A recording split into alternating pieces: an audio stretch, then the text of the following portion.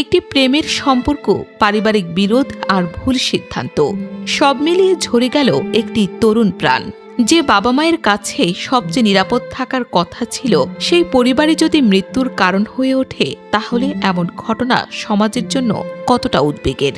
সেই প্রশ্নই এখন ঘুরপাক খাচ্ছে সর্বত্র।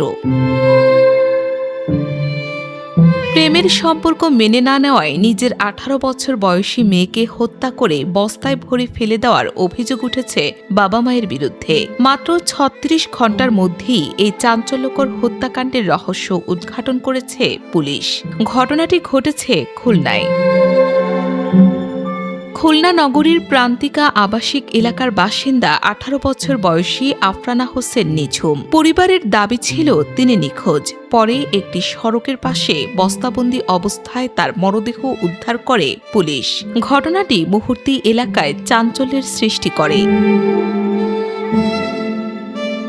তদন্তে নেমে মাত্র 36 ঘন্টার মধ্যেই হত্যার রহস্য উদ্ঘাটন করে পুলিশ। গ্রেফতার করা হয় নিহতের মা মারুফা ইসলাম সীমাকে। আদালতে দেওয়া জবানবন্দিতে তিনি হত্যার দায় স্বীকার করেছেন বলে জানিয়েছে পুলিশ। অভিযুক্ত বাবা মোহাম্মদ আলিম হোসেনকে গ্রেফতারে অভিযান চলছে।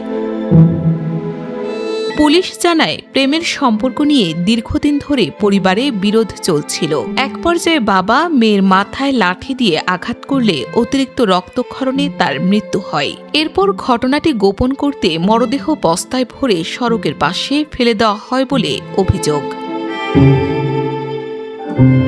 খুলনা মেট্রোপলিটন পুলিশের কর্মকর্তারা জানান, ঘটনাস্থলের বিভিন্ন আলামত, প্রযুক্তির ব্যবহার এবং জিজ্ঞাসাবাদের মাধ্যমে দ্রুত হত্যাকাণ্ডের রহস্য উদ্ঘাটন সম্ভব হয়েছে। অভিযুক্তদের বিরুদ্ধে আইনগত ব্যবস্থা নেওয়া হচ্ছে।